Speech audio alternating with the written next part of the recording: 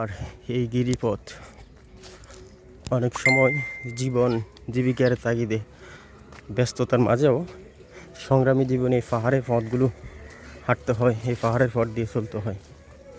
কারণ বাস্তবতার জীবন বড় কঠিন। জীবন সংগ্রামে মানুষকে টিকে থাকা অনেক অনেক ত্যাগ এবং পরীক্ষার বিনিময়ে সাধন করতে হয়। এটাই চরম বাস্তবতা। একসময় নিজেকে প্রশ্ন করতাম, পাহাড়ে কী আছে, মানুষ কেন পাহাড়ে থাকে? এখন আসলে ভাবলাম যে পাহাড়ে যা আছে সমতলে তা নাই, আবার সমতলে যা আছে পাহাড়ে তার চেয়ে বেশি আছে। এটাই বাস্তব।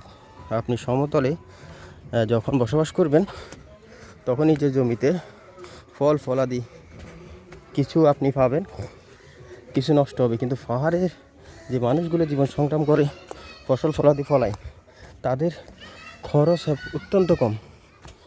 অর্থাৎ তাদের খরচটা হচ্ছে, উৎপাদনের খরচ একদম কম, কিন্তু ফলন বেশি। এবং জীবন জীবিকার তাগিদে তারা এখানেই তাদের যে যোগান, খাদ্যের এবং বসবাসের যে যোগান, তারা কিন্তু সেটা পেয়ে থাকে। তো এটাই হচ্ছে চরম বাস্তবতা। আর পাহাড়ি জীবনের এই দৃশ্যগুলো আমি আপনাদেরকে আজকে দেখাচ্ছি ভিডিও করে, যে মানুষ জীবন নিয়ে কত সংগ্রাম করতে হয়, জীবন নিয়ে কত কঠিন পরীক্ষার মুখোমুখি হয়। এটা একটা মাদ্রাসা পাহাড়ের ভিতরে, যে এখানে মানুষগুলো এই মাদ্রাসা পড়াশোনা করে।